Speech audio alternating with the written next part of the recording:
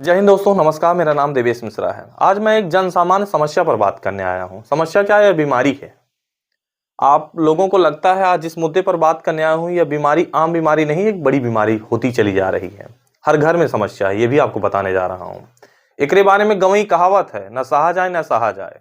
मैं कॉन्स्टिपेशन पर बात करने आया हूँ, मैं कब्ज पर बात करने आया हूँ और यह एक लाइलाज बीमारी है, इस पर बात करने आया हूँ। कई लोग तो झेल रहे हैं, हर घर में इसकी समस्या मुझे जो देखने को मिल पा रहा है, क्योंकि मैं हर घर में झांक कर देखा हूं। कोई ना कोई सदस्य तो पीड़ित रहता ही है। मैं उसी पर बात करने आया हूं। और एक बात यह भी है कि यह एक लाइलाज बीमारी है। कई लोग तो अच्छे अच्छे डॉक्टरों के पास जाते हैं, कई लोग तो कई दिनों से इसे बचा के रखे हैं, कुछ ना कुछ करते रहते हैं, कुछ ना कुछ करते रहते हैं। धीरे धीरे यह एक बड़ी बीमारी का स्वरूप ले लेती है। पहले फिशर होती है, वगैरह वगैरह होते होते बवासीर हो जाता है। मैंने बताया ना कि एक ऐसी बीमारी है, ना सहा जाए ना कहा जाए। मैं इसी मुद्दे पर बात करने आया हूँ। अच्छा, एक जो चीज मैं देखा कि इस बीमारी के लिए हर गली नुक्कड़ चौराहे राज्य जिले शायद देश स्तर पर लोग लगे हुए हैं। खासकर अंग्रेजी डॉक्टरों की बात कर रहा हूँ। इतनी लंबी भीड़ भी लगी हुई है क्योंकि हर घर में ये पेशेंट पाए जा रहे हैं। परमानेंट क्योर हो नहीं पा रहा है। लोग बहुत ज्यादा परेशान है। इतना ज्यादा परेशान है, मैंने पहले बताया ना कि इस समस्या को लेकर बचाए रखे हुए हैं। थोड़ा थोड़ा आप निदान करते हैं, सही लोगों के पास नहीं पहुंच पाते हैं, सही चीजों पर आप काम नहीं कर पाते हैं, परमानेंट क्योर नहीं हो पा रहा है। एक तो अंग्रेजी डॉक्टरों की इतनी भीड़ लगी हुई है, लोग कंफ्यूज हैं, जा भी रहे हैं, दवा भी ले रहे हैं, लेकिन परमानेंट क्योर नहीं हो पा रहा है और शायद ना भी हो पाएगा, क्योंकि एक ऐसी बीमारी ही है। अच्छा, मैंने एक बात और नोटिस किया है, जो अंग्रेजी के डॉक्टर है ना, सही चीज बता भी नहीं रहे हैं। क्योंकि इस समस्या से मैं झेला, और जब झेला तो देखा, क्योंकि अच्छे अच्छे डॉक्टरों का नाम तो यहां नहीं लेना चाहता हूं, वहां तक देखा। मैं कॉन्स्टिपेशन पर बात करने जा रहा हूं, क्योंकि कॉन्स्टिपेशन की बीमारी यदि लंबे समय तक रहती है तो यह बवासीर में रूपांतरित हो जाती है, और जब रूपांतरित होती है बवासीर में तो अच्छे अच्छे लोगों को धराशायी कर देती है। पहले जो नहीं परेशान है अभी इस बीमारी से, या थोड़ा सा परेशान है, मैं उन पर बात कर लेता हूं। यदि जो लोग अभी परेशान हो रहे हैं, या थोड़ा सा परेशान हो चुके हैं, या फिर होने वाले हैं, या फिर नहीं हुए हैं, ये सब मिलाकर एक है मेरे नजरिए से, या फिर मेरे नजरों में। तो भैया आप सचेत हो जाएं, कोई भी बाहर की चीजें ना खाएं, बिल्कुल भी ना खाएं। अब कहा भाई तो यार सब कहा था, तू अलग का कहा था यार। खा, अगर तुम्हारी इच्छा बा तो खा, लेकिन आप लिमिटेड में खा। लेकिन अगर खात है यार तो ज्यादातर अपने दिनचर्या में दो ही चीज जरूर लाई दे, सब लाई दे। एक तो अंग्रेजी डॉक्टर इस बारे में तो बिल्कुल भी ना बताई हैं। एक तो पहली बात, आप वर्कआउट, इन सारी दवाइयों या फिर सारी बीमारियों का निजात या फिर रूट पर अगर मैं बात करूं जो डॉक्टर नहीं बताते हैं, सबसे ज्यादा आप वर्कआउट करेंगे इस बीमारी से निकलने के लिए।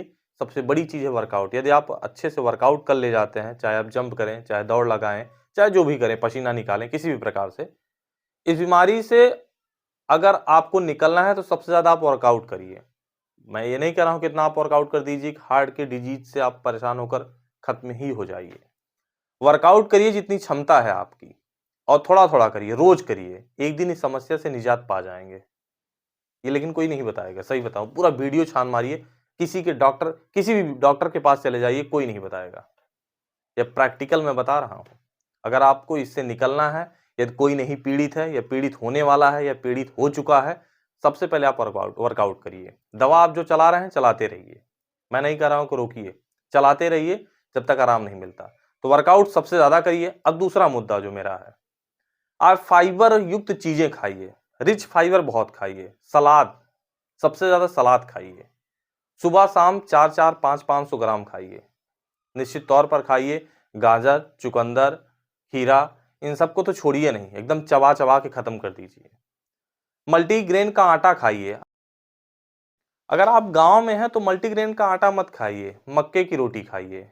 मक्के मतलब समझ रहे हैं ना, जौ की रोटी खाइए, शुद्ध मोटे अनाज की रोटी खाइए। गेहूं तो एकदम छोड़ दीजिए। अगर आपको इससे निकलना है तो मोटे अनाज की रोटी खाइए, मक्के की रोटी खाइए, जौ की रोटी खाइए, मल्टीग्रेन का आटा खाइए। यदि आप शहर में हैं, यदि आप शहर में हैं तो ओट्स की रोटी खाइए।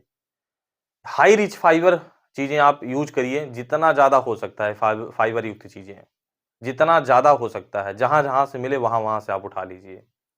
आप तेली चीज बिल्कुल भी ना यूज करें।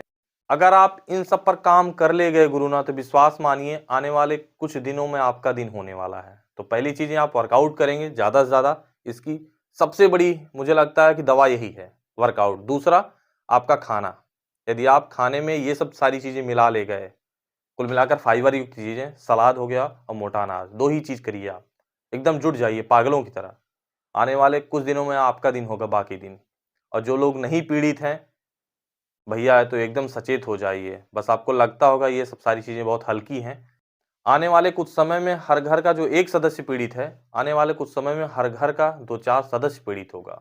और पूछिए नहीं, इसकी कोई भी दवा नहीं है। अंग्रेजी दवा आप लेते जाएँगे, कुछ नहीं होने वाला है, परमानेंट क्योर नहीं होगा। और मैं ये कतई नहीं कह रहा हूँ कि आप दवा रोकिए, दवा चलाते चलिए। जो लोग पीड़ित हैं और जो लोग नहीं पीड़ित हैं, अभी से ही इसे यूज़ करिए। और जो लोग पीड़ित हैं, दवा के साथ-साथ ये सारे कार्य करिए। आने वाला कुछ दिन आपका दिन होगा। ये बात ज़्यादातर लोगों को फैलाइए। मेरी बात शायद काफ़ी लोगों को पसंद आया होगा। अगर हाँ, किसी को दवा लेना है तो अंग्रेजी दवा मत लीजिए। अगर लेना है तो होम्योपैथ की दवा लीजिए, शायद आपको परमानेंट क्योर कर देगा, विश्वास मानिएगा। होम्योपैथ लीजिए, आयुर्वेद लीजिए, यही दोनों पर कार्य करें, आप निश्चित तौर पर निजात पा जाएँगे।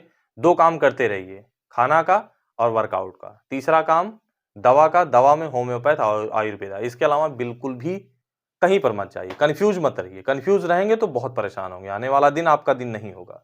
धन्यवाद।